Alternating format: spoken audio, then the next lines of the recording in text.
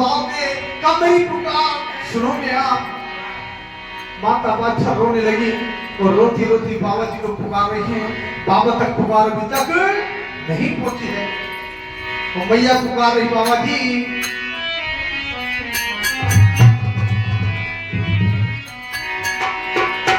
और तुम्हें प्रणाम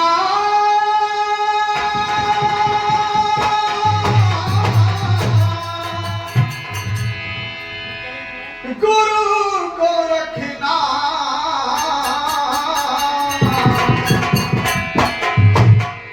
और घर में पापा पापा तेरी ज्योत जला, इतना तो बता दो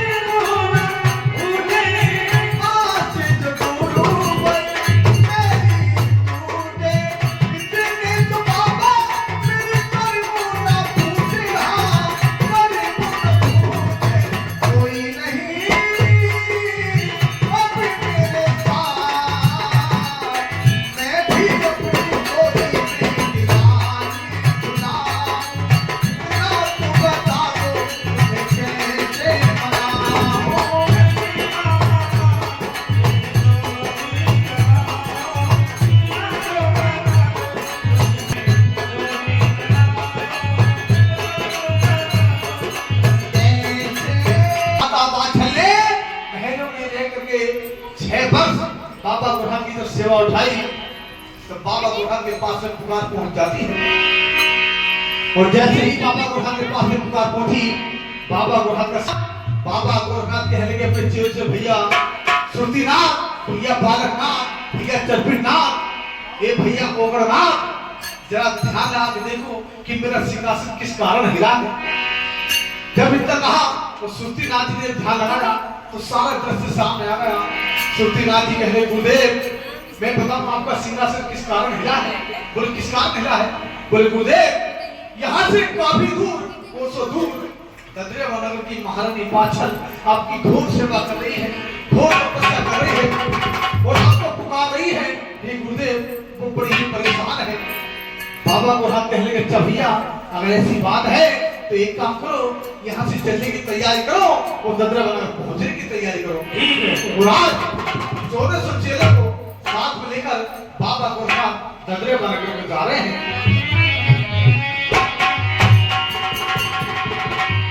1400 चेला लेकर बाबा को रख, बाबा को रख, वो पहुंचे हैं 200 दूरी।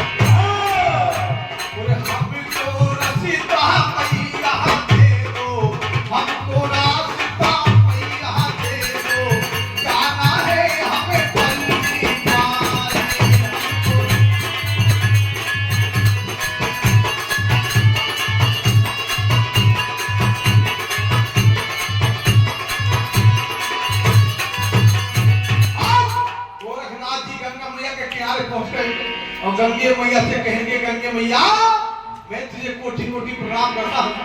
गंगे मैया कहेंगी, गोरखनाथ यहाँ कैसे आना हुआ? बोले मैया मैं तेरे घाट पे आया हूँ और तू एक काम कर, तू इतनी जोर से बह रही है, तू मुझे थोड़ा रास्ता दे दे ताकि मैं ददरेवा नगर जा सकूं। गंगे मैया कहेंगी, गोरखनाथ मैं तुम्हें रास्ता नहीं। बोले आप मुझे रास्ता क्यों नहीं दोगी? बोले गोरखनाथ मैं तुम्हें एक ही शर्त पे रास्ता दूंगी। बोले क्या? बोले तुम अगर 1400 चेलों में से मुझे एक की बलि दोगे तब मैं तुम्हें रास्ता दूंगी, वरना मैं तुम्हें रास्ता नहीं दूंगी। गंगे मैया से कह रही गोरखनाथ जी मैया एक बात था, तू तो जगत की पालनहार है, पाप नाशनी है, दुखों को हरने वाली है और तुम उससे मेरे चेले की बलि मांग रही है। कहने की गोरखनाथ अगर तुम मुझे चेले की बलि दोगे तो मैं तुम्हें रास्ता दूंगी और तुम्हें चेले की बलि नहीं दोगे तो मैं तुम्हें रास्ता। जब काफी समय हो गया गोरखनाथ जी को गंगे मैया से कहते हुए, गंगे मैया ने एक नहीं सुनी। गोरखनाथ जी कहने के मैया देख सुन, अगर मेरे क्रोध आ गया कहीं ऐसा नहीं हो कि मैं रास्ता ले जाऊं और तुझे भी साथ में ले जाऊं। गंगे मैया कहने की गोरखनाथ अभी पृथ्वी लोक पर कोई ऐसा योद्धा पैदा नहीं हुआ जो मेरे भार को सह सके। अगर मेरा भार सहा है तो शंकर भगवान ने सहा है, वरना किसी के बस की बात। गोरखनाथ जी कहने के मैया ऐसी बात है। जब इतनी बात कही गोरखनाथ जी को क्रोध आ गया, तो क्रोध में आकर के गोरखनाथ जी ने गंगे मैया को अपने कमंडल में बंद कर लिया। और काफी समय हो गया तो गंगे मैया रोने लगी, कहने गोरखनाथ मुझे तुम्हारा बारे में मुझे पता नहीं थी और तुम जीते और मैं हारी, और प्रभु मुझे अपने कमंडल से आजाद कर दो। गोरखनाथ जी कहने लगे मैया अब मैं तुझे आजाद नहीं करूंगा। कमंडल में बंद करके गोरखनाथ जी चल देते हैं। गंगे मैया कहने लगी गोरखनाथ तुम मुझे कहां लेके जा रहे हो? बोले मैया अब तो जहां मैं जाऊं वहीं तू मेरे साथ जाएगी। गंगे मैया रोने लगी, बोले गोरखनाथ तुम जीते और मैं हारी, मुझे अपने कमंडल से आजाद कर दो। गोरखनाथ जी कहने लगे मैया तुझे अब मैं एक ही शर्त पर आजाद करूंगा, मेरी भी तुझसे एक शर्त है। गोरखनाथ जी से कहने की बताओ क्या शर्त है? बोले मैया सुन, मेरी तुझसे एक शर्त यह है, आज के बाद में मेरा भक्त अगर तेरे घाट पे स्नान करने के आएगा तो तू उसकी कभी भी बलि नहीं देगी। गंगा मैया कहने की ठीक है गोरखनाथ जी, मुझे मंजूर है। आज भी सभी भक्त हरिद्वार जाते हैं, ब्रजघाट जाते हैं स्नान करने के लिए। डूबता वही है जिसके मन में पाप होता है, वो कभी नहीं डूब सकता जिसके मन में राम होता है। गंगा मैया को कमंडल से याद कर दिया। गंगा मैया कहने की गोरखनाथ मैं तुमसे बड़ी प्रसन्न हूँ और लो मैं तुम्हें ये 2 फल देती हूँ, वो ये 2 फल तुम्हें आगे जाके बहुत काम आएंगे। और 2 फल लेकर के आज गोरखनाथ वहां से चल देते हैं। 2 फल लेके बाबा आए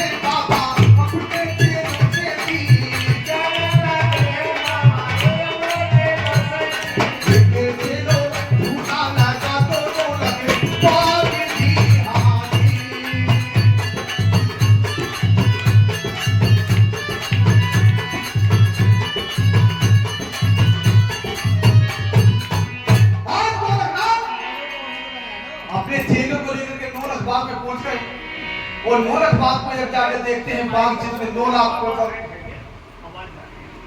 नौलख बाग का मतलब होता है कि 9 लाख वृक्ष 9 लाख पेड़। और जब वो वृक्षों को देखा सारे वृक्ष सूखे पड़े हैं।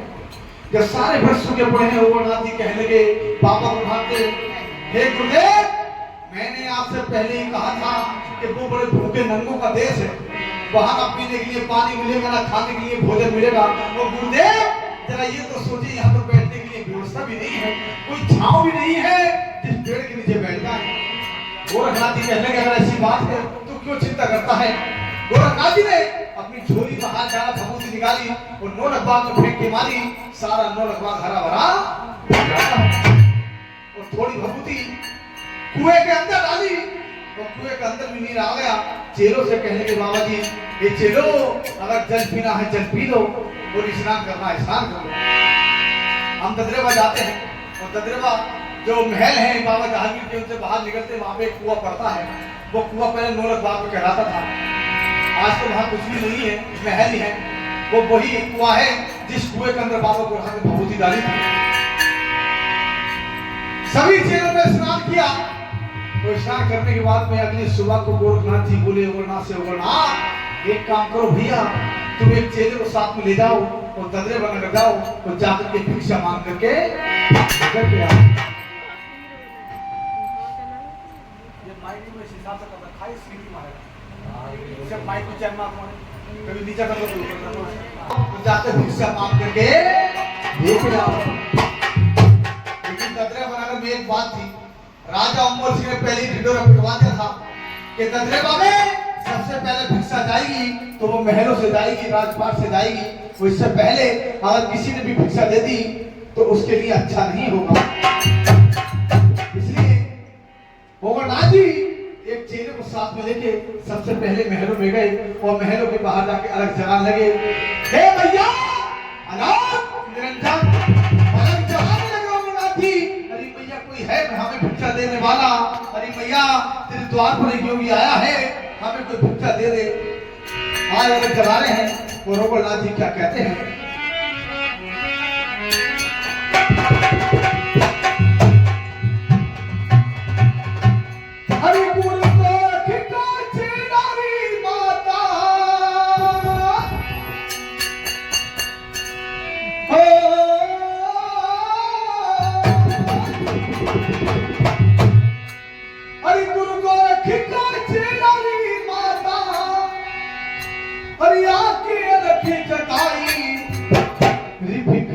तेरी माई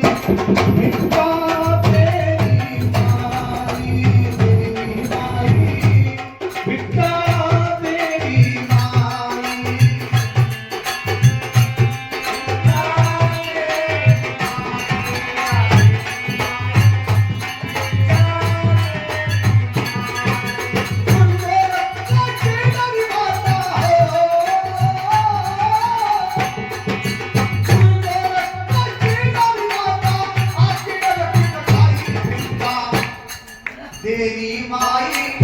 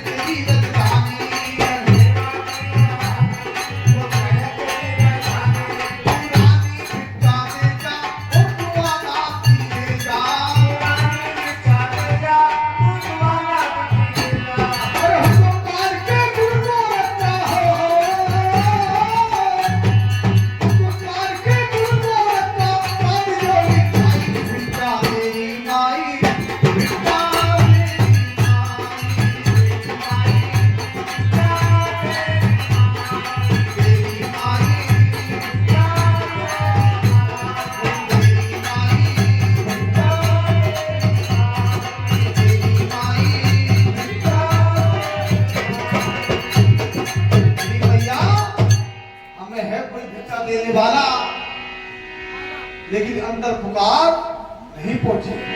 क्यों? मैया तो बाबा गोरखा की भक्ति में लीन है, जोत जला के बैठी हुई है, ध्यान लगा के बैठी है। मैया के पास से पुकार नहीं पहुंची। रोगनाथ जी कहने लगी भैया अभी तूने मेरी सुनी नहीं है। और रोगनाथ जी पुकार नहीं कहने भैया री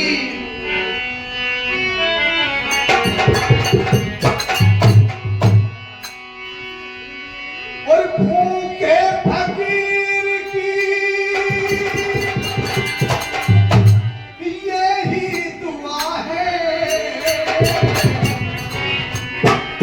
और औलाद वालो भूलो भलो, औलाद वालो भूलो भलो, औलाद वालो भूलो भलो, औलाद वालो भूखे गरीब की यही दुआ है। औलाद वालो भूलो भलो।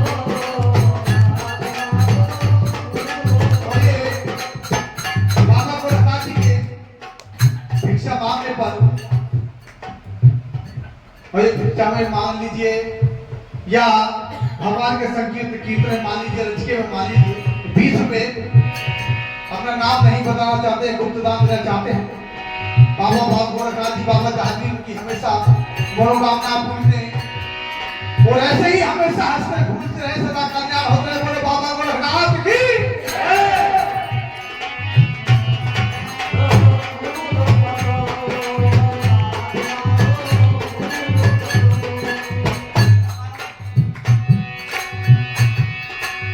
भूखे फकीर की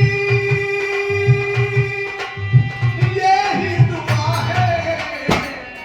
औलाद वालो भूलो भलो, औलाद वालो भूलो भलो।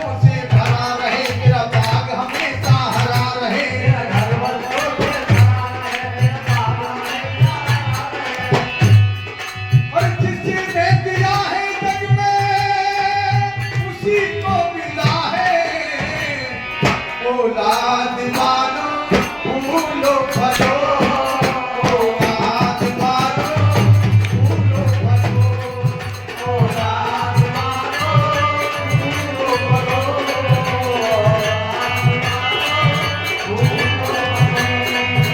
औलाद मानो फूलो फलो, औलाद मानो। हरी भैया अलग जगाने लगे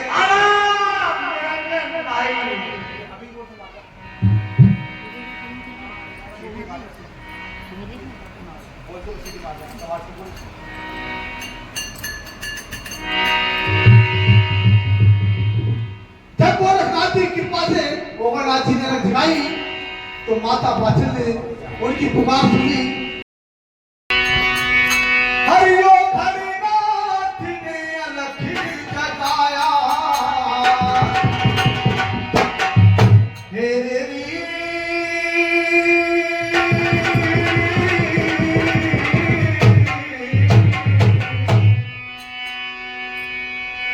हरिओ हरिनाथ ने अलग जगाया, और द्वार पे पहुंचा जाई, हीरे मोती थाली भर के पानी जाना।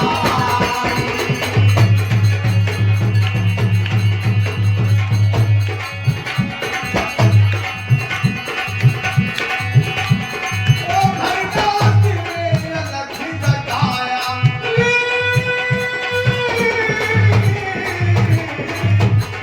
ओ हरिनाथ ने अलग जगाया, द्वार पे पहुंचा जाई, हीरे मोती थाली भर के पानी जाना।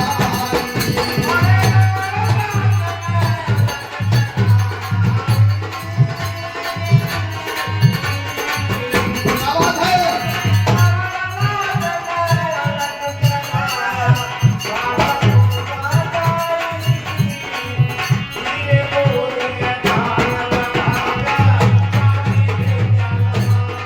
ओ भैया थाल में भर के पानी जाना।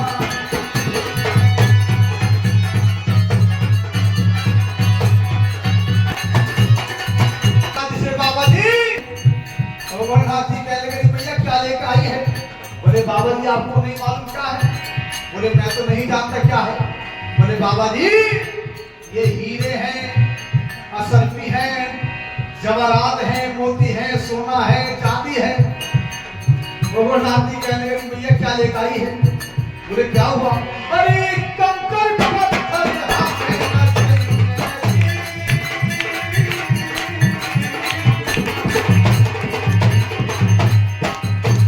अरे भैया ये कंकर पत्थर नहीं चाहिए मुझे। वाणी कहने लगी लगता है किसी ओछे गुरु के चेला हो, बताओ हीरे जवाहरात और कंकर पत्थर बता रहे हो। गोवर्धन जी कहने लगे भैया मेरे लिए तो कंकर पत्थर ही है।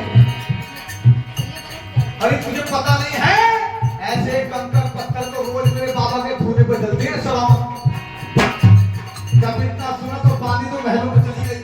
वो जाके कहने की बात से बात ये रानी तेरे द्वार पर योगी आया है और बड़ा पहुंचा हुआ योगी लगता है और तेरे हीरे जवाहरात को कंकर पत्थर बता रहा है। बादशाह कहने की इच्छा जब मुझे दे थाल वो मैं जाके देखती। आज भैया आई महलों से बाहर, गोवर्धन जी से कहने लगी हे प्रभु ये लिए योगी महाराज। गोवर्धन जी कहने लगे भैया तू आई है, मैंने भी तेरी वाणी से कहा था। बोले क्या? अरे कंकर पत्थर हाथ में न चाहिए।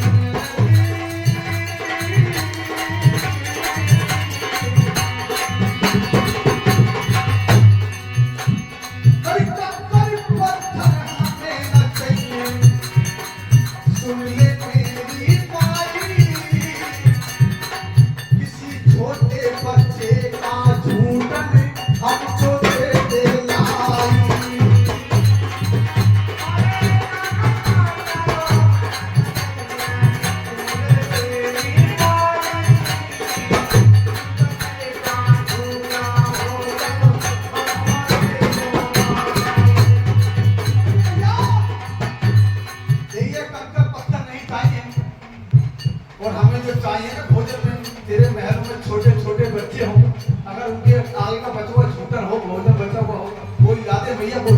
पहुंचे। भैया बादशाह के आंखों में आंसू आना शुरू हो गए। अरे कंकर पत्थर हमें न चाहिए,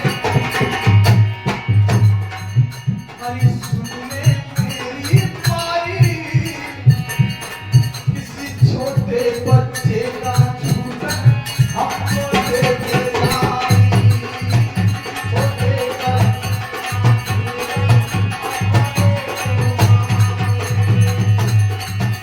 अरे कितनी सुनी पाछल रानी मेरी,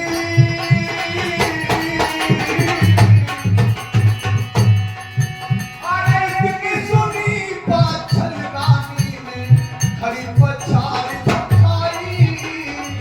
हीरे मोती थाल में भर के पानी भिजाई।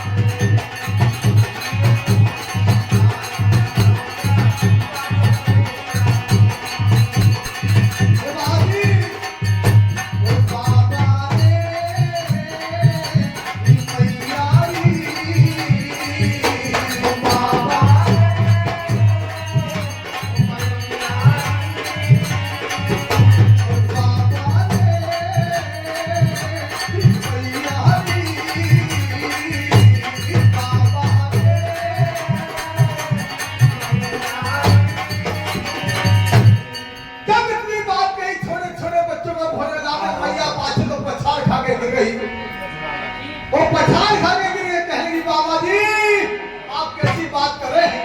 बोले भैया क्या हुआ? बोले बाबा जी आपको शायद पता नहीं, इस टाइम को समझ दिखाओ। आज छोटे छोटे बच्चों की छूटन होनी चाहिए। ये बाबा जी मेरे तो क्या, मेरे पूरे महलों में भी कोई छोटा बच्चा। बोले भैया अगर तेरे कोई छोटा बच्चा नहीं है तो मैं तेरे हाथ से भिक्षा नहीं लूंगा। क्यों? मेरे गुरु का आदेश है, कोड़ी कलंकी निर्बंधी बात के हाथ से भिक्षा नहीं लेकर आनी है। और भिक्षा में अगर लेकर आना है तो छोटे छोटे बच्चों के आगे भोजन जो बच्चों को छूटन होती है, अगर मैया को दे चाले दे दे। मैया रोने लगी, बाबा जी आप कैसी बात कर रहे हैं? और माता बादशाह रो रो के कहने लगी,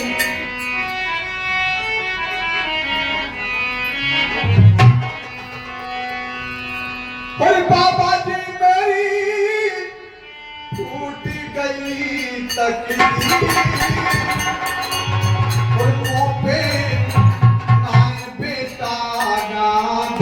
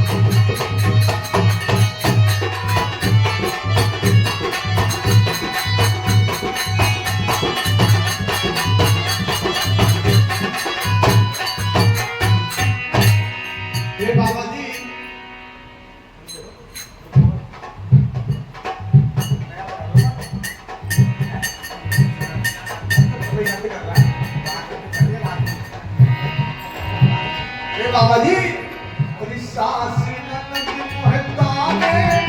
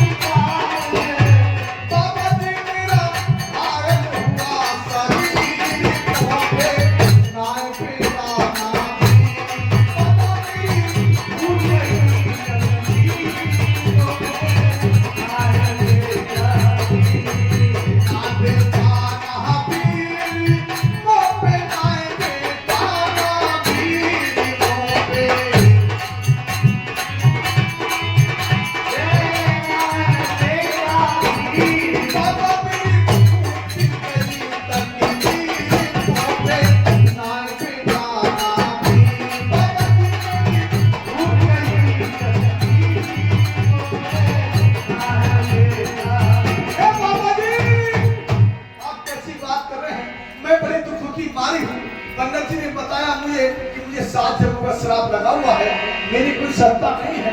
ओगरनाथ जी कहने के भैया अगर तेरे ही कोई सत्ता नहीं है तो मैं तेरे यहाँ से भिक्षा।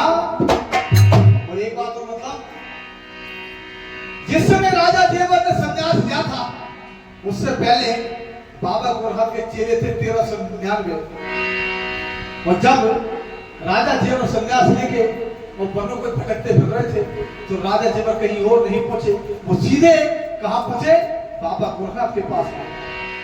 वही राजा जेवर 6 वर्षों के बाद में ओगरनाथ बन के आए हैं अपने ही घरों में भिक्षा मांगने के लिए।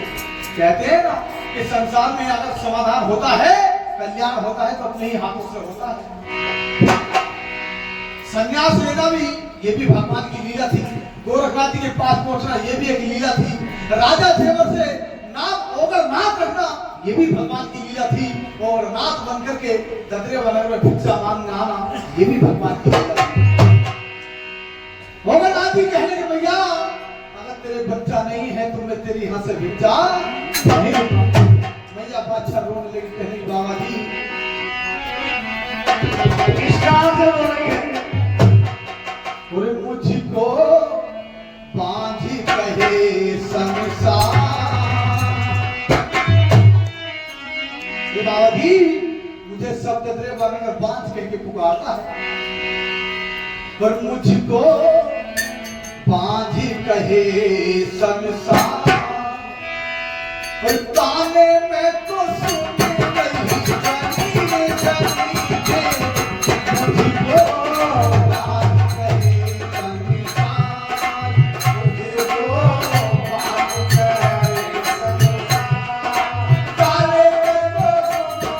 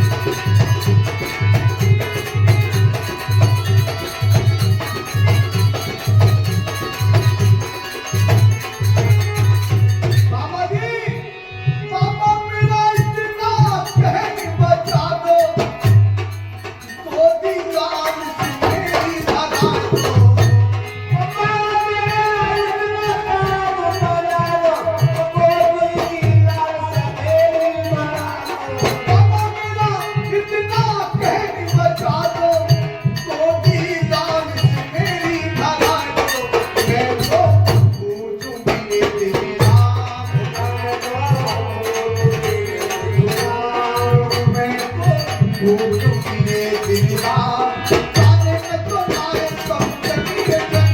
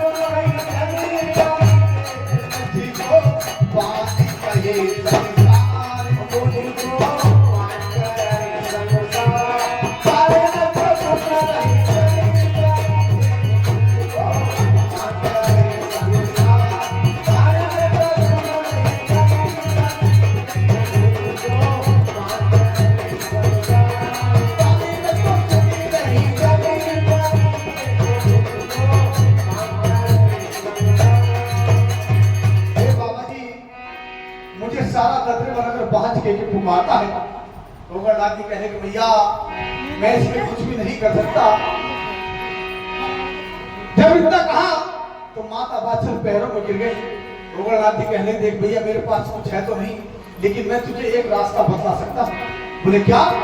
बोले एक काम कर भैया, अब तो मैं जा रहा हूँ और तू कल को एक काम कर, अच्छे अच्छे पकवान बना करके भोजन का थाल सजा करके 9 अखबार आ जाना। तो मेरे गुरुदेव बाबा गोरखनाथ तेरे 9 अखबार में आ चुके हैं। जब इतना कहा माता बादशाह तो बड़ी खुश हुई। वो खुश में पागल होकर कहने लगी अच्छा गोरखनाथ जी आ चुके हैं? बोले हाँ भैया तेरे 9 अखबार में आ गए हैं और तू कल को आ जाना। इतना कह के गोरखनाथ जी वहां से चले गए और माता बादशाह अगली सुबह को भोजन का थाल सजा के पकवान बना करके आज 9 अखबार को जा रही है और रोती जा रही है, टकराती जा रही है, कहती जा रही है बाबा जी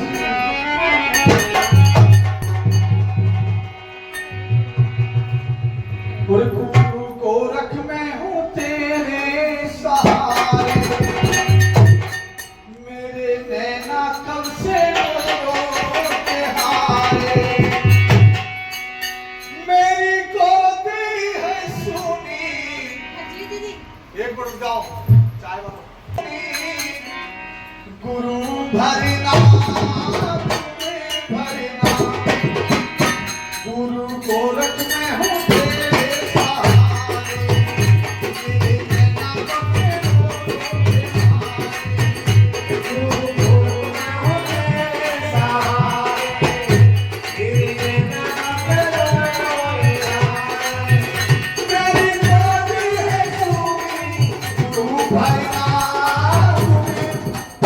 गुरु गोरख में हूँ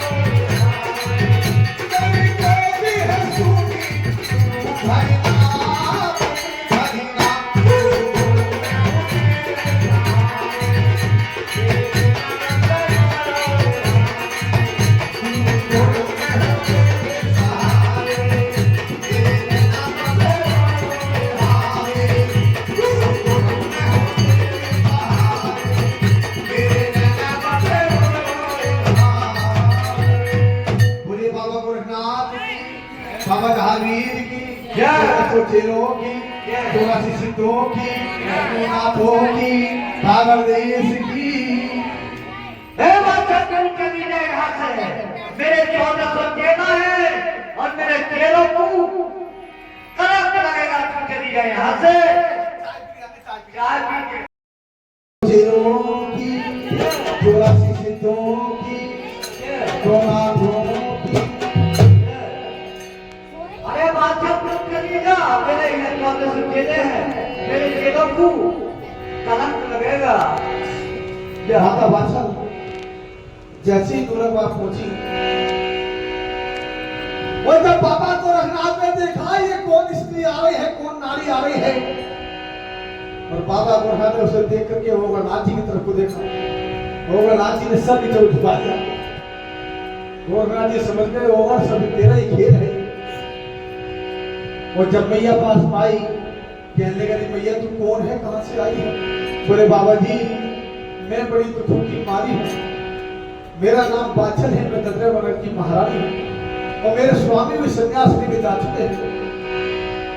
बोले भैया तो यहाँ क्यों आई है, क्या करने आई है? बोले बाबा जी मैंने तुम्हारी सेवा उठाई है, 1 नहीं 2 नहीं 3 नहीं 4 नहीं 6 वर्ष मुझे बीत चुके हैं और मैं आपको पुकार रही हूँ और आज आप आए हो। बाबा जी मैं तुम्हारी शरण में आई हूँ। गोरखनाथ जी कहते कि भैया तू यहाँ से चली जा, वरना अगर मुझे क्रोध आ गया तो तुझे जला के भस्म कर दूंगा। तुझे मालूम नहीं है इस साधु संतों के खाड़े में आने के लिए स्त्री के लिए मना है और तू भैया फिर भी आ गई, तू यहाँ से चली जा। माता बादशाह कहने की बाबा जी मैं यहाँ से नहीं जाऊंगी। बोले अगर तू नहीं गई तो मैं तुझे यही जला के भस्म कर दूंगा। माता बादशाह कहने लगी बाबा जी तेरे दर पे आई कुछ करके जाऊंगी, झोली भर के जाऊंगी,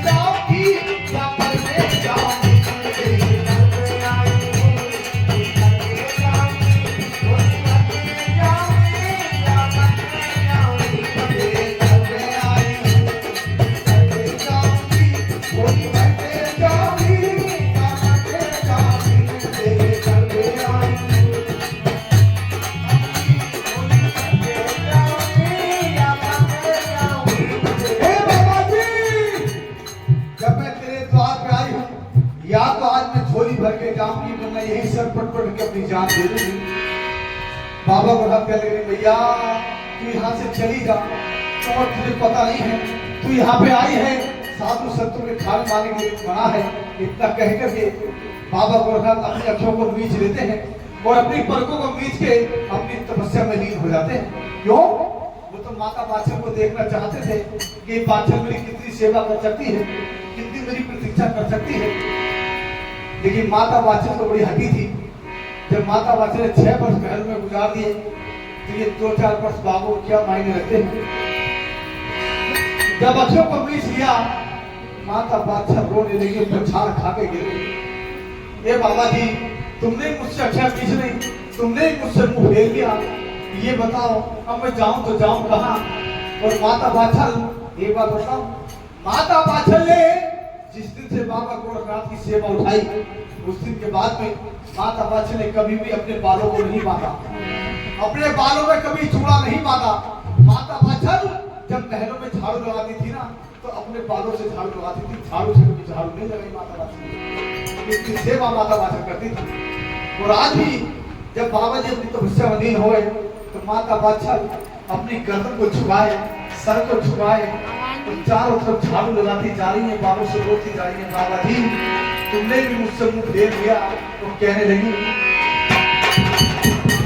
भागिनी गोरे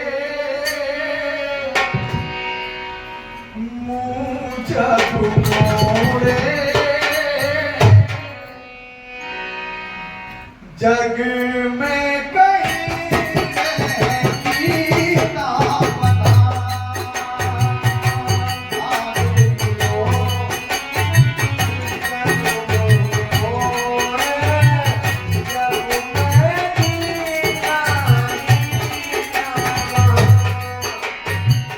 भागिनी गोरे मुँह जब मोड़े जग में कहीं रहती ना बना।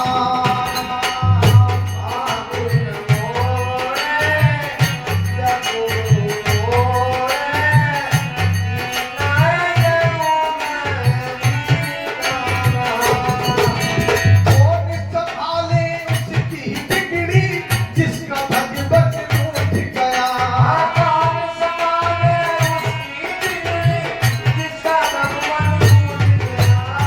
जिसका संसार में भगवान रूठ जाता है तो दूसरा संसार में कौन होगा?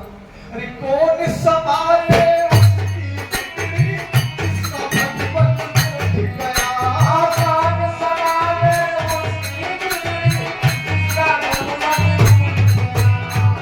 भागिनी गोरे मुँह जब मोड़े जग में कहीं रहती ना बना।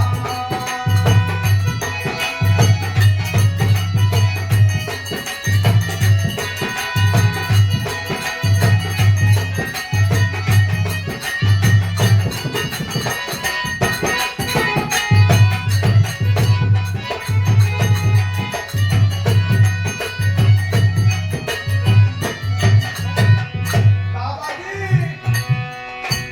और मैं दुखियारी कर दुखियारी मुझ पर कोई तरस तुम्हारा। मैं दुखियारी कर दुखियारी मुझ पर कोई तरस तुम्हारा। मैं दुखियारी कर दुखियारी मुझ पे कोई तरस तुम्हारा।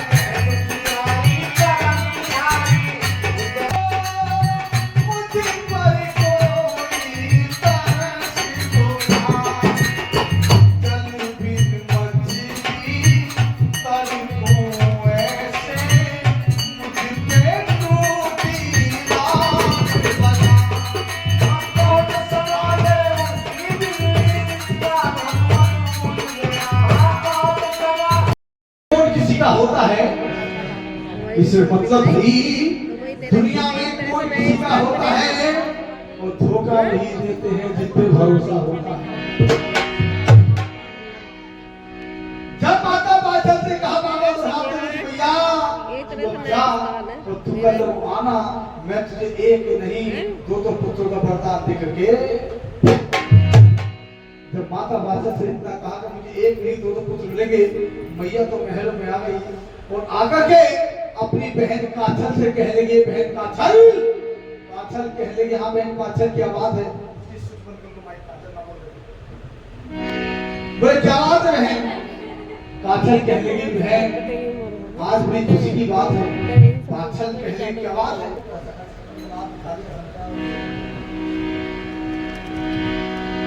बोले भैया, जब कहने लगी काछल से, बहन बड़ी खुशी की बात है, बाबा को आपने कहा है तू आज जा कल को आना और मैं तुझे एक नहीं दो पुत्रों का वरदान देकर के जाऊंगा। दोनों बहनें आपस में बातें कर रही थी, उनकी जो ननद थी छविल दे वो सारी बातें सुन रही थी और छविल दे अपनी भाभी पाछल से कम और काछल से ज्यादा प्यार करती थी। बड़ी भाभी पाछल थी, छोटी भाभी काछल थी, सारी बातें छविल दे सुन रही थी। इतना कह करके चली गई, काछल के थोड़े छबिल से आई और काछल से छबिल से कहने लगी, भाभी अभी मैंने तुम्हारी दोनों बहनों की बातें सुनी थी, बाछी के संतान होगी, वो भी एक नहीं दो होंगी। जरा ये तो सोचो, तुमसे पहले अगर संतान बाछी की हो गई तो सारा राजपाट उसी का हो जाएगा, तुम्हें तो कुछ भी मिलने वाला नहीं। जब इतना कहा तो काछल कहने लगी, बहन कैसी बातें कर रही है छबिल दे, जरा ये तो सोच, मेरी बहन के बच्चे तो मेरे ही बच्चे हैं, वो मेरी बहन में है तो मेरी बहन भी तो मेरे ही बच्चे हो गए। छबिल दे कहने लगी, भाभी तुम बड़ी भोली हो, तुम्हें शायद संसार का पता नहीं है, अपने अपने ही होते हैं और पराये पराये होते हैं। कहते हैं दूतों से मारे भी टहल जाते हैं। एक कोई था कि प्रभु रामचंद्र जी को वनवास कराने 14 वर्षों का। छबिल ने जब ऐसी बातें कही, मत्था फिर गया काछल का। काछल कहने लगी छबिल से, ये बता बहन मैं करूं तो करूं क्या? छबिल ने कहने लगी, भाभी एक काम करो, जो कपड़े पहन करके वस्त्र पहन करके बाछल बाबा गोरखनाथ की सेवा करती थी वही कपड़े तुम मांग लो और बाछल से पहले सुबह होने से पहले वो कपड़े पहन कर तुम चले जाना बाबा के पास में, और जो वरदान बाबा गोरखनाथ बाछल को देने वाले हैं वो बाछल को ना मिलकर तुम्हें मिल जाएंगे और बाछल ऐसे की ऐसे ही। काछल कहने की बहन बात तो सही कह रही है। आज आधी रात को ही काछल अपनी बहन बाछल के पास महलों में पहुंच गई और जाके बाछल से कहने की, बहन बाछल कहने की, बहन कहा बहन क्या बात है? बोली बहन मैं तेरे पास किसी काम से आई हूँ। बाछल कहने की क्या चाहिए? काछल कहने की, बहन मुझे ज्यादा कुछ नहीं चाहिए। बोले और? बोले बहन मुझे जो तेरे पूजा के कपड़े हैं, पूजा के वस्त्र हैं, मुझे वो दे दे। बाछल कहने की, बहन का क्या करेगी? बोले बहन मुझे उन्हें पहन करके कहीं जाना है। बाछल कहने की, बहन सुन, मैं अभी जाती हूँ और अंदर से जाकर के जितने मेरे पास वस्त्र हैं सब लेकर के आती हूँ। जो से वस्त्र तुझे अच्छे लगे वो ले जाना, तू चाहे सब ले जाना, लेकिन मुझे पूजा के कपड़े लेके मत जाना। बाछल कहने की, बहन मुझे तुझे पूजा के ही कपड़े चाहिए। बाछल कहने की, ऐसी क्या बात है? मैं तुझे पूजा के कपड़े नहीं दूंगी। जब काफी समय हो गया दोनों बहनों में बहस करते हुए काछल कहने की, बहन बाछल इसका मतलब तुम नहीं चाहती कि जैसे तुम्हारे संतान हो वैसे मेरे संतान हो, जैसे तुम्हारा राजपाट चले नाम चले वैसे मेरा नाम चले। इसका मतलब तुम मुझसे जलती हो, तुम मुझे अपनी छोटी बहन नहीं मानती हो। जली कटी बातें काछल बाछल को सुनाने लगी। बाछल तो रोने लगी, कहने लगी, बहन तू कैसी बातें कर रही है? मैंने कभी तुझ में मुझ में फर्क नहीं समझा, तू मेरी बहन नहीं मेरी छोटी बेटी है। बाछल रोने लगी, कहने लगी, अगर बहन तू ऐसी बात करती है तो ठीक है, मैं तुझे कपड़े तो दे दूंगी, लेकिन ये बता तू जा कहां रही है? काछल कहने लगी, बहन तुमने बाबा गोरखनाथ की सेवा की है, मैंने माता चामुंडा की सेवा की है, मैं माता चामुंडा की सेवा करने जाऊंगी। बाछल कहने लगी, बहन आएगी कब? बोले बस यूं गई और यूं आई। इतना कह करके आज काछल बाछल के कपड़े पहन करके और आज रौनक बात को जारी पूजे का था। आधी रात को 12 बजे वो जैसे ही गोरख पास पहुंची और बाबा गोरखनाथ ने देखा कि ये कौन आ रही है आधी रात को। माता काछल जब पहुंची मुंह ढक करके जा रही है, जो बाछल पे काछल में ज्यादा फर्क नहीं था, थोड़ा बहुत फर्क था, लेकिन बाबा जी तो पहचान गए। बाबा जी कह रहे बेटी अरे तू कौन है, कहां से आई है? काछल कह रही बाबा जी आपने मुझे पहचाना नहीं, मैं बाछल हूं। बाबा गोरखनाथ कह रहे बेटी ये बता, मैंने तुझसे कहा था मैं तुझे एक नहीं तो पुत्रों का वरदान देकर के जाऊंगा, तुझे रात में नींद नहीं आई जो आधी रात को चली आई। काछल कह रही बाबा जी मैं बाछल हूं, और जब मुझे पता चला है आपने तो वरदान देकर के जाएंगे, मैंने सोचा आप मुझे वरदान देकर कल को चले जाएंगे, क्यों ना थोड़ी बहुत सेवा तुम्हारी और कर लूं, इसलिए मुझे नींद नहीं आई और मैं तुम्हारी शरण में आ गई। बाबा गोरखनाथ कह रहे भैया एक बात बता, तू मुझे बाछल नहीं लग रही। बोले नहीं बाबा जी मैं बाछल ही हूँ। गोरखनाथ जी कह रहे भैया मुझे ताल में काला लग रहा है, तू मुझे बाछल नहीं लग रही, मुझे कोई ना कोई खतरा लग रहा है। काछल कह रही बाबा जी कैसी बात कर रहे हैं आप, आपने ही कहा है, आप ही मुझे खतरा बता रहे हैं। गोरखनाथ जी कह रहे भैया अगर तू बाछल है तो मेरी कुछ बातों का जवाब दे दे। बोले ठीक है बाबा जी पूछिए। काछल आज जवाब दे रही है बाछल बन के, और क्या कह रही है गोरखनाथ से, क्या गोरखनाथ जी कह रहे हैं। बोले भैया अगर तू बाछल है तो बता दे मुझे। बोले क्या?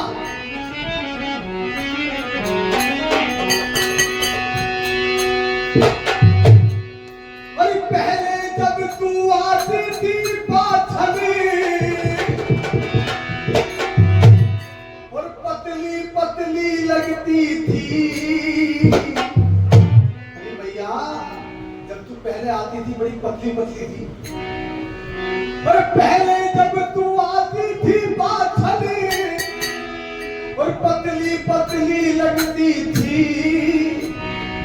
और इतना मुझे बता दे भैया, इतना मुझे बता दे भैया, मोटी कैसे हो गई, मुझे बता दे भैया, मोटी कैसे हो गई।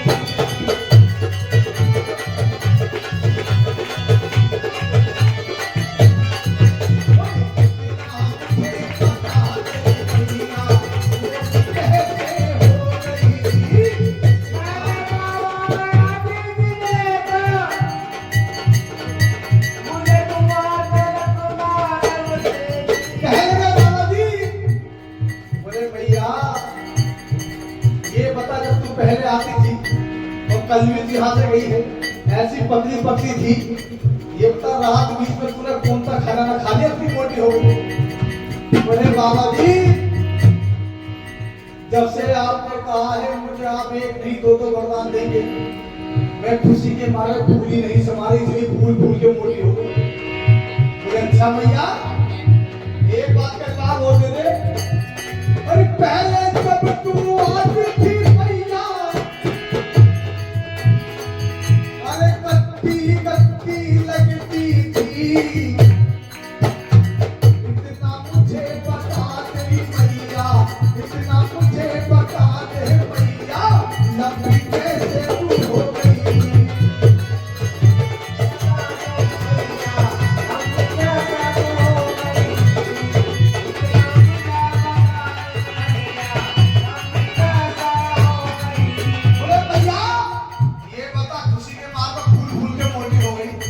लंबी कैसे हो गई? बोले बाबा जी आपने सुना नहीं है जिसके 4 लठ होते उसका सीना समाया होता है, और आप तो मुझे 2 पुत्र दोगे, ये बताओ मेरा कद घटेगा या बढ़ेगा? बोले अच्छा भैया इस बात मेरा कद भी बढ़ रहा है। बोले हाँ बाबा जी। बोले भैया तो एक बात और बता दे। बोले क्या? पूछो।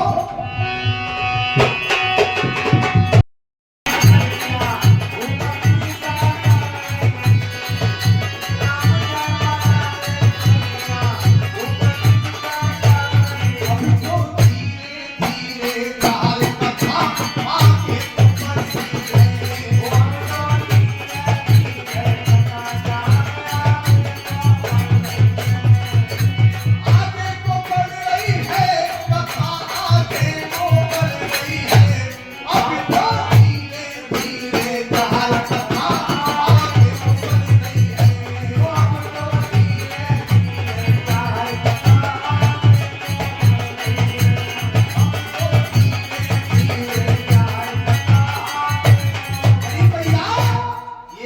पहले जब तू आती थी बिना घूमट के आती थी, इतना लंबा तूने घूमट कर रखा किससे? बाबा अरे बाबा जी, अरे 12 साल में मैंने सेवा करी थी,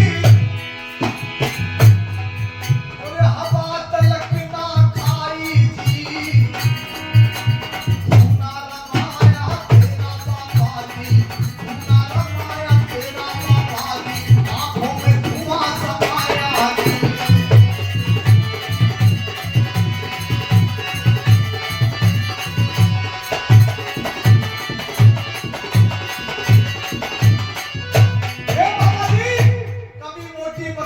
कभी पक्षी बरसाते हो, कभी लंबी बरसाते हो, कभी गट्टी बरसाते हो, कभी कहते हो घूमट में आती थी, मेरा घूमट में आती थी, आज घूमट में तो आई है। हे बाबा जी, तुम्हें मेरी बेईमानी करके बेईमानी कर दो, तुम्हें वरदान देना मत दो, लेकिन कम से कम मुझे झूठा तो मत बतलाओ।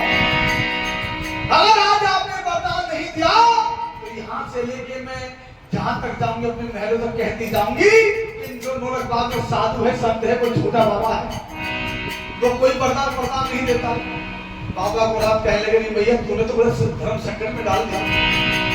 कहने लगे ठीक है भैया, अगर तू कहती है कि तू बादल है तो मैं तुझे वरदान देता हूँ, और जो दो फल बाबा गोरखनाथ को गंगे मैया ने दिए थे वही दो फल आज गोरखनाथ जी काछल को देने लगे और कहने लगे भैया मैं तुझे ये दो फल देता हूँ जिनसे तुझे शक्तिशाली दो पुत्र पैदा होंगे जिनका नाम तू अर्जुन व सरदार।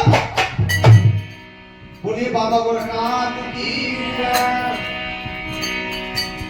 और इतना कह करके आज गोरखनाथ जी की कृपा से दो फल लेके छल से आज काछल महलों में लेके आ गई और आकर के वो दोनों फलों को महलों में रख के और वो पूजा के कपड़े वस्त्र उतार करके वस्त्र चहन करके वही वस्त्र आज अपनी बहन बाछल के पास ले जा रही है।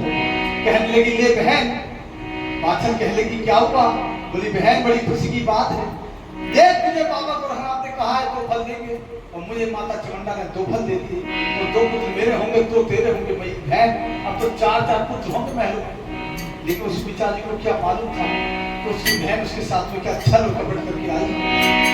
उधर बाबा गोरखनाथ कहने लगे अपने चेलों से भैया एक काम करो, हम जिस काम से आए थे वो काम पूरा हो गया, अब तुम यहाँ से चलने की तैयारी करो और भाग थोड़ा चेतन छोड़ करके नौलखबाग में बाबा गोरखनाथ 1403 को लेकर वहां से चले जाते हैं। तो आज हम कदरेवा जाते हैं ना और बाबा वहां को ढूंढना पड़ता है, वहां जो वरदान दिया था माता काछल को दिया था, माता काछल को वहां वरदान नहीं दिया था।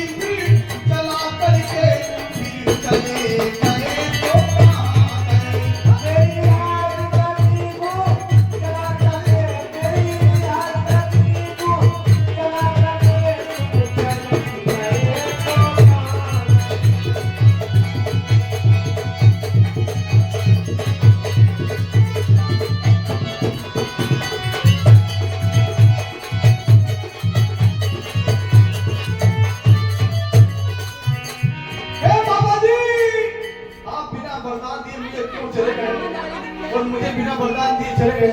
हे बाबा जी, आज रोती रोती माता पाचन पछाड़ खा रही है, नौलख भाग गई और नौलख भाग कर पछाड़ खा कर गिर रही है। गोरखनाथ जी कहने के भैया ऐसी बात है तो तू मेरी थोड़ी प्रतीक्षा कर, मैं अभी जाता हूँ और अभी आता हूँ। इतना कह करके गोरखनाथ जी माता पाचन को वहीं छोड़ करके और शंकर भगवान के पास पहुंच गए और भोलेनाथ से जाकर के सारी बातें बतलाई। शंकर भगवान कहने लगे, गोरखनाथ तुमने पाचन को दिया भी कुछ नहीं, देवी सब कुछ दिया, और उसके भाग्य में इस जन्म तो क्या 7 जन्मों तक कोई संतान नहीं है। गोरखनाथ जी कहने लगे, हे गुरुदेव, अगर मैंने वरदान देने के लिए कहा है तो मैं वरदान दूंगा, और अगर मैंने वरदान नहीं दिया तो मैं वचन हार कहलाऊंगा, और इसमें मेरी हार नहीं गुरुदेव, ये भोलेनाथ इसमें आपकी हार होगी। भोलेनाथ कहने के बात तो तेरी सब गोरा, लेकिन ये बता मैं करूं तो करूं क्या? बोले आप मुझे कोई तो रास्ता बताइए। शंकर भगवान कहने लगे, हे गोरखनाथ मैं तुम्हें रास्ता तो बता दूंगा, लेकिन बड़ा कठिन है, इसमें तुम्हारी जान भी जा सकती है।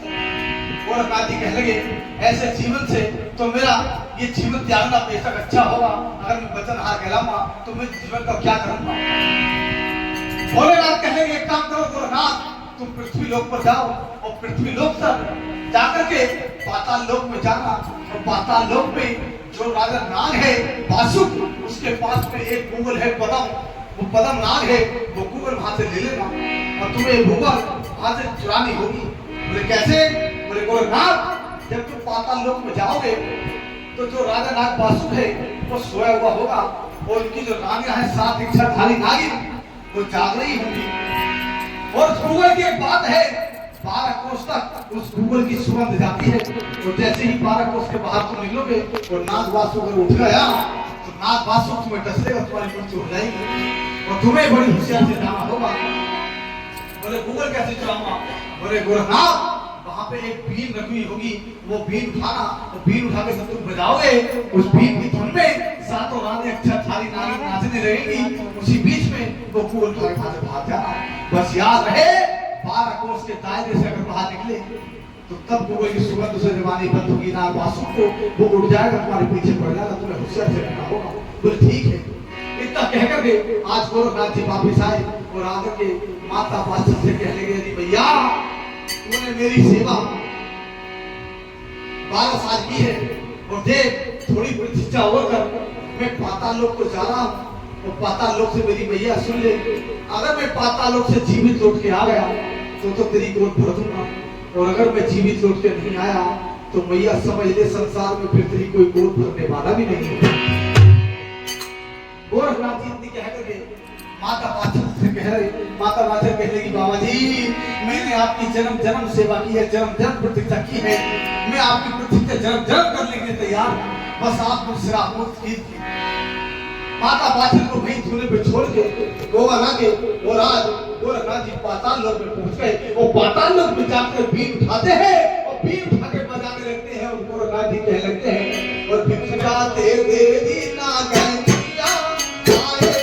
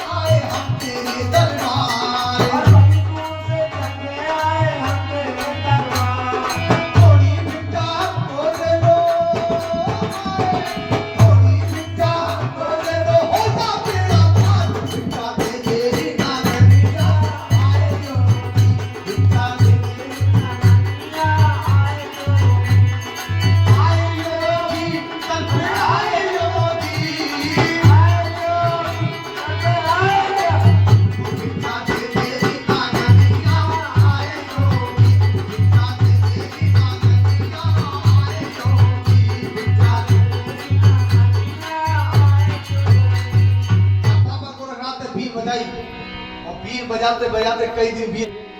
10 रुपए कोई भक्त, 20 रुपए कोई भक्त और 50 रुपए ये किसी भक्त ने, ये तीनों ने मिलकर के बाबा गुरुनाथ की कथा में गुप्तदान दे रहे हैं।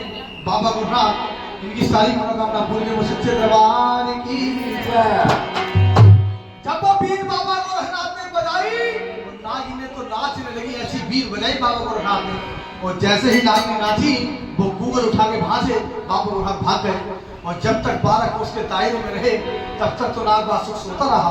और जैसे ही 12 कोस से बाहर निकले और जैसे ही उसकी सुवर्ण नानी बंद हुई नाग बासुक को, बासुक उठा तो रानी तो नाच रही है। और नाग उठ करके रानी को डांटने लगा, बोले तुम नाच रही हो, ये बताओ यहाँ पे कौन आया था।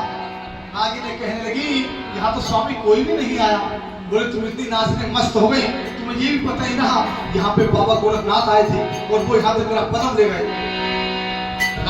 नागी ने पैरों में गिर गई बासुक के, बोले हमें क्षमा कर दीजिए, हम ऐसे नाचे, ऐसी बीन बजाई गोरखनाथ जी ने कि हम तो सुख भूल के पता भी नहीं रहा। नाग बासुक बाबा गोरखनाथ के पीछे पड़ गया। वो भागते भागते भागते भागते बाबा गोरखनाथ को 6 वर्ष पाताल लोक में बीत गए। और 6 वर्ष पाताल लोक में बीते, नाग बासुक पीछा नहीं छोड़ा पाताल लोक में। बाबा गुरुनाथ ने उस गूगल को एक डिब्बी में बंद करके डांडी के पेड़ में छुपा दिया। और डांडी के पेड़ में छुपाने के बाद वहां से चले जाते हैं। वो 6 वर्ष बाबा गुरुनाथ को फिर बीत गए पाताल लोक में। पूरे 12 वर्ष पाताल लोक में बाबा गुरुनाथ को बीत गए। 12 वर्ष के बाद में आज नाग बासुक ने बाबा गोरखनाथ को पकड़ लिया और गोरखनाथ से कहने लगे, गोरखनाथ जी आप मेरी गूगल लेकर आए हो, मेरी गूगल, मेरा पदम मुझे दे दीजिए। गोरखनाथ जी कहने लगे मैं तो तेरा कुछ भी लेकर नहीं आया हूं और तू मेरा पीछा क्यों कर रहा है। नाग बासुक कहने लगा, गोरखनाथ जी मेरा पदम मुझे दे दीजिए, मैं अपने पदम के बिना जीवित नहीं रह सकता। गोरखनाथ जी कहने लगे देख अगर ऐसी बात है तो मैं तुझसे झूठ नहीं बोलूंगा, तेरा पदम तेरी गूगल में लेकर आया हूं, लेकिन मुझे तेरा पदम कुछ वर्षों के लिए उधार चाहिए, मुझे तेरा पदम नहीं चाहिए। बोले कब तक के लिए चाहिए। बोले बासुक मुझे तेरा पदम केवल मात्र 24 वर्षों के लिए उधार चाहिए और 24 वर्षों के बाद में एक दिन तेरा पदम तेरी गूगल तेरे पास पाताल लोक में आ जाएगी। 24 वर्षों के बाद में बाबा जहांगीर ने समाधि ली थी। क्यों 24 वर्षों के लिए उधार में मांग कर आए थे बाबा गोरखनाथ जी बाबा जहांगीर को। ये तो लीला पहले रच गई थी, बाद में तो खेल है, कहते हैं बहाना होता है समाधि का। ये तो बाद में बहाना बनाया गया, गर्दन सर्दन को मार दिया, माता ने ताना मार दिया, बाबा जहाज में समाधि ले गए। लेकिन ये लीला पहले रच गई थी, उधार लेकर आए थे बाबा गोरखनाथ 24 वर्षों के लिए। बोले ठीक है मैं तुम्हें अपना पदम देता हूँ 24 वर्षों के लिए, बस बाबा जी ध्यान रहे 24 वर्षों के बाद में मेरा पदम मुझे मिल जाना चाहिए। बोले ठीक है तुझे मिल जाएगा। और आज वो गूगल लेके बाबा गोरखनाथ पाताल लोक से अपने गोगना के धोने पाए और गोगना के धोने पर आके देखते हैं तो साधु संत गोरखनाथ जी सब बैठे हैं और माता बाछा का तो वहां पता भी नहीं था। जब माता बाछा का पता भी नहीं था गोरखनाथ से कहने लगे गोरखनाथ जी ये भैया होगा, जब मैं पाताल लोक को गया था यहाँ बाछा को छोड़ के गया था, बाछा कहाँ है। गोरखनाथ जी कहने लगे बाबा जी जब हम बाछा को छोड़ के गए थे बाछा तो यहाँ से हिली भी नहीं, कहीं भी नहीं। बोले जब कहीं गई नहीं तो कहाँ है बाछा। बोले बाबा जी आपको पता नहीं कहाँ है बाछा। बोले कहाँ है। बोले ये मिट्टी का जो ढेर है ना यही बाछा है। गोरखनाथ जी कहने क्या कह रहे हो। बोले हाँ बाबा जी जब आप यहाँ से गए थे बाछा से कह के, बाछा ने तो साथ में समाधि लेके यही बैठ गई और बैठी बैठी मिट्टी का ढेर बन गई। बाबा गोरखनाथ ने देखा आंखों में आंसू आ गए, मिट्टी का ढेर हो गया, घास जम गई लंबी लंबी माता बाछा के ऊपर। और माता बाछा तो थी नहीं, 12 वर्ष बहुत होते एक जगह बैठने के लिए। आप जरा 12 दिन बैठ के देखना, 12 वर्ष तो छोड़िए, 12 दिन में भी आपको मिट्टी चढ़ जाएगी, धूल चढ़ जाएगी। जब 12 वर्ष बीत गए माता बाछा को देख करके बाबा गोरखनाथ जी की आंखों में आंसू आ गए। बोले भैया तेरे जैसा भक्त संसार में नहीं होगा, तूने मेरी इतनी सेवा की भैया। बाबा गोरखनाथ ने झोली बाहर डाला, भभूति निकाली और भभूति निकाल के और जैसे ही जीवते से कुंडा ढेर को माता बाछा का कंकाल निकला, माता बाछा खत्म हो चुकी थी। उस कंकाल के ऊपर बाबा गोरखनाथ ने भभूति डाली, माता बाछो को जीवित किया और जीवित करने के बाद कहने लगी भैया मैं तेरी भक्ति से बड़ा प्रसन्न हूँ। तूने 6 वर्ष महलों में, 6 वर्ष रोलकबाल में और 12 वर्ष तूने ये 24 वर्ष तूने मेरी सेवा की। आज मैं तुझे वरदान देता हूँ। तभी तो कहते हैं ना कि 12 वर्षों के बाद तो घोड़ी के भी दिन फिर जाते हैं। माता बाछन के ऐसे तो दिन फिरे थे घोड़ी के। क्यों? जब बोलिए भगवान की जय। भूरी के ना भूरी के ये कह रहा भूरी के कोई बात नहीं। और कह रहे हैं भूरी के नहीं जा रही हूँ नहीं। भैया भूरी के दिन फिर तो वैसे आ जाते हैं। ये बात पहला नहीं कह रहे मुझे मतलब तुम्हारे काम में कह रहे हैं सब। बोले बाबा गोरखनाथ की, बोले मैया आज 24 वर्षों के बाद वरदान देता हूं और आज गोरखनाथ जी वरदान देने को कह रहे हैं क्या?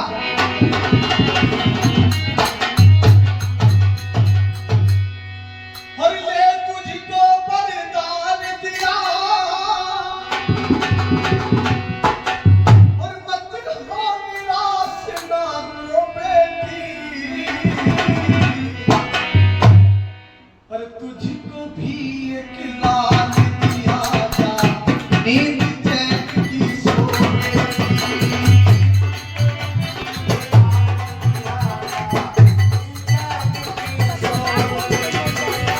ले तुझको वरदान दिया मत हो निराश ना रो बेटी, तुझको भी एक लाल दिया था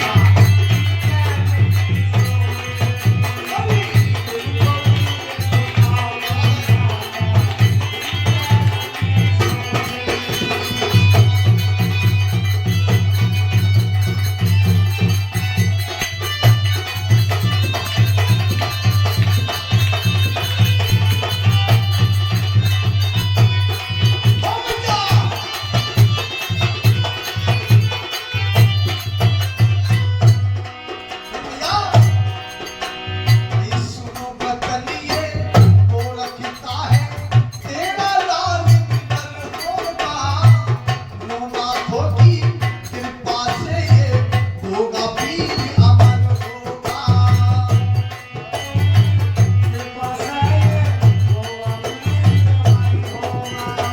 होगा काम शरणागत होकर जो इस पर निर्भर होगा, सुखी और समृद्ध साथ में उस प्राणी का घर होगा।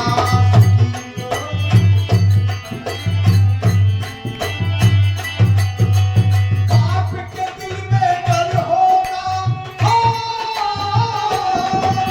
बाप के दिल में डर होगा, मत हो निराश ना हो बेटी, तुझको भी एक लाल दिया था नींद चैन की सोने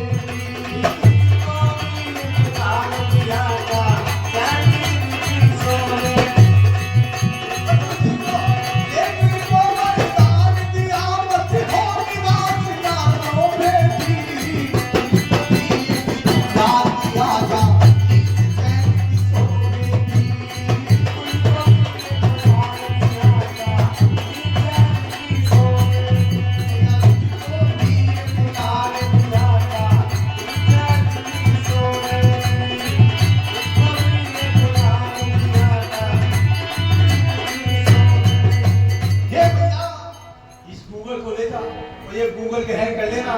इस गूगल को जब तू ग्रहण कर लेगी और तुझे एक दिन बड़ा ही शक्तिशाली पुत्र पैदा होगा जिसका नाम तू जहांगीर रख देना। बोलिए बाबा जहांगीर की।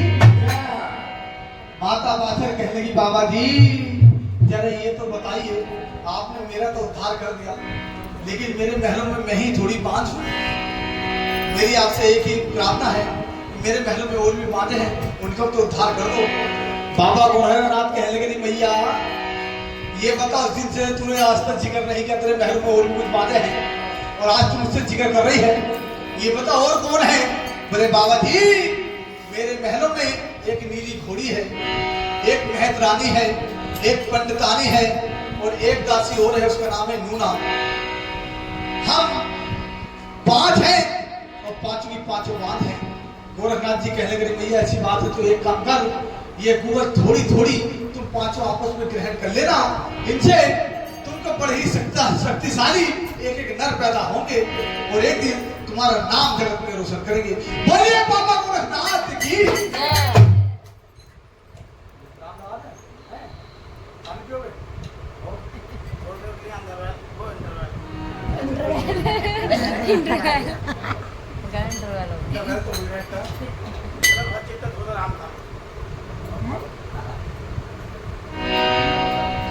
अच्छा तो आपको अच्छी लग रही है? अच्छी बता। और फिर ये बता, हम गए इसलिए कथा करने के लिए, थोड़ी बात याद आ गई। हम कहीं कथा करने गए और रात को प्रोग्राम चल रहा था, जैसे सुर में कीर्तन चल रहा था। जब सुर में कीर्तन चल रहा था तो पब्लिक काफी होती है। हम कथा कर रहे, पब्लिक थी। और जब रात के 12 बजे, तो रात के 12 बजे से पूरी पब्लिक पंगत उठ के चली गई, बुढ़े रह गए 6।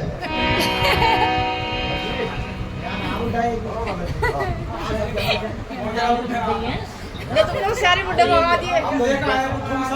ये तो इनके सब जा रहे हैं तो अब तुमने बुड्ढे बना दिए थे, सारे बुड्ढे गए।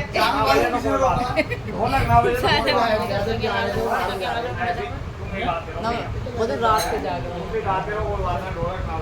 कोई बात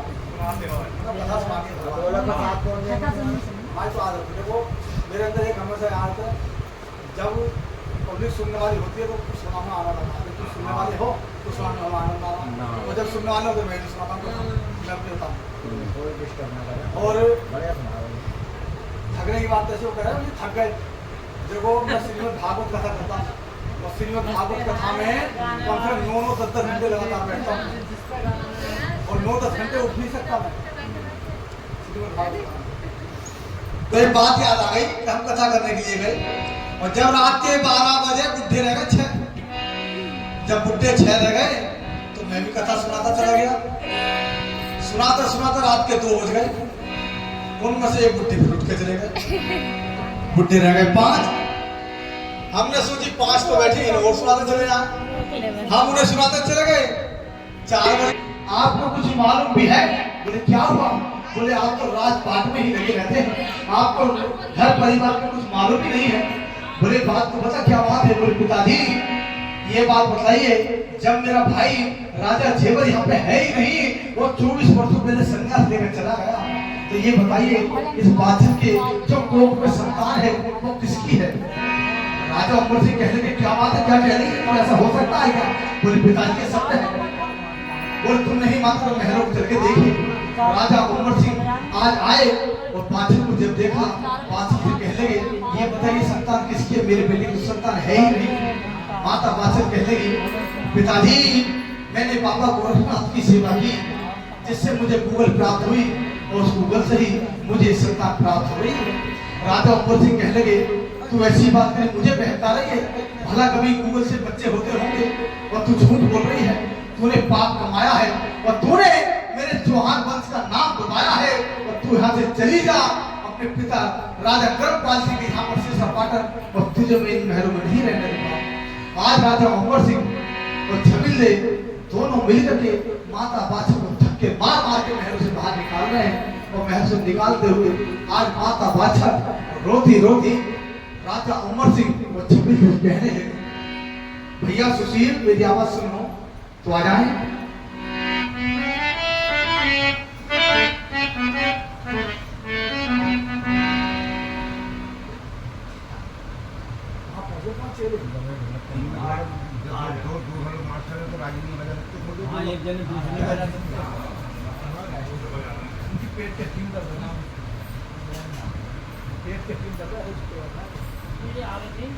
थोड़ी बहुत तो बनाते रहते हैं।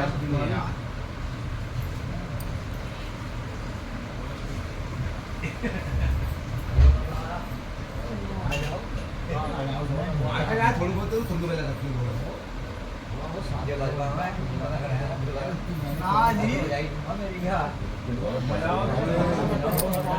अरे हम लोग थोड़ा सा मजा आ गया, नहीं कमाया ना कोई पाप किया है। ये संतान जो मुझे प्राप्त हुई है ये बाबा गोरखनाथ की देन है। माता बाछड़ रोने लगी, राजा उमर सिंह ने एक नहीं सुनी, तो मैया कहने लगी कोई दोष नहीं है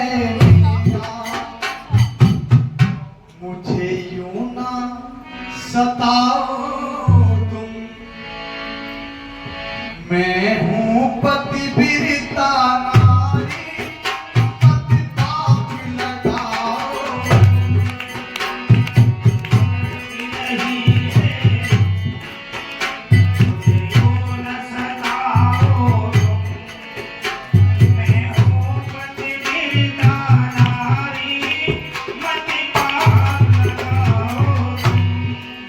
पिताजी कोई दोष नहीं है मेरा, मुझे यूं न सताओ। मैं हूँ पतिव्रता नारी, पति पाप लगाओ।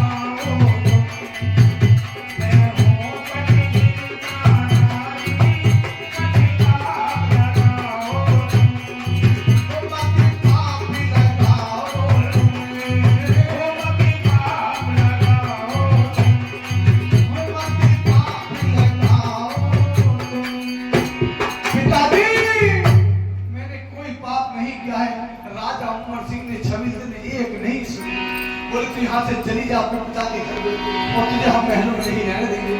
आज माता वाचन महल से बाहर निकल गई और पैदल ही बेचारी अपने पिता के यहाँ कर्मपाल जी के यहाँ सिर से फाटक जाने लगी और रास्ते में रोती जा रही है, कहती जा रही है, और बना के क्यों बिगाड़ा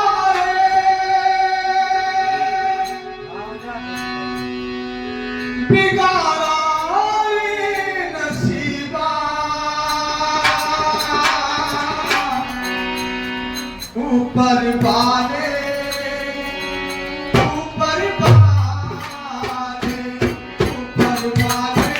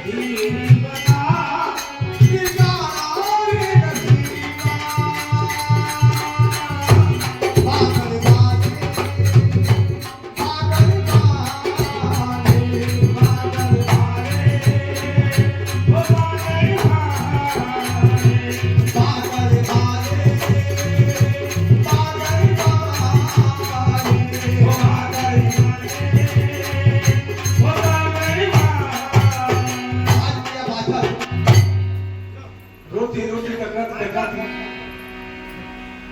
मैया सीता पाकर अपने पिता राजा करमपाल सिंह यहाँ पे पहुंचे। वो करमपाल सिंह से कहने की पिताजी, करमपाल सिंह कहने की बेटी कैसे कैसे आई है? बोले पिताजी मैं आई क्या हूँ, मेरे ससुर ने मेरी ननद ने मुझे महलों से बाहर निकाल दिया। बोले ऐसे कैसे हो सकता है? बोले हाँ पिताजी, सारी बातें माता बाछल ने अपने पिता करमपाल सिंह को बतलाई। राजा करमपाल सिंह कहने की बेटी एक बात बतला, देख हड़िया का मुंह तो पारे से ढकेलेंगे लेकिन संसार का मुंह पाए से ढकेलेंगे। अगर तुझे मेरे यहाँ रहना होगा तो बेटी तुझे परीक्षा देनी होगी। माता बाछल कहने की परीक्षा कैसी? बोले बेटी सुन, मैं एक कच्चे सूत की खाट बनवाऊंगा और वो कच्चे सूत की खाट कुएं के ऊपर रखवाऊंगा और उसके ऊपर फिर तुझे बिठाऊंगा। अगर तू झूठ बोल रही है तो कच्चे सूत के धागे सारे टूट जाएंगे और तू कुएं में गिर जाएगी। और तू झूठ नहीं बोल रही है तो एक भी धागा नहीं टूटेगा। माता बाछल कहने लगी ठीक है पिताजी, मैं परीक्षा देने के लिए तैयार हूं। अगले दिन को राजा उमर सिंह ने, राजा करमपाल सिंह ने सिरसा पाटन के सारे ही नर नारी को इकट्ठा किया, कच्चे सूत की खाट बनवा दी। तो कच्चे सूत की खाट बनवा करके कुएं के ऊपर रखवा दी और माता बाछल से कहा बैठ बेटी इस कुएं के ऊपर। उस कुएं के ऊपर खाट डालने में मैया को बिठाया गया और माता बाछल आज बाबा गुरहार का नाम लेकर जैसे बैठी है तो उस खाट का एक धागा भी नहीं टूटा। तो माता बाछल को सत्य कह रही थी, छोड़ थोड़ी बोलती थी, उन्होंने कोई पाप किया ही नहीं था। एक धागा भी नहीं टूटा। माता बाछल के बाबा गुरु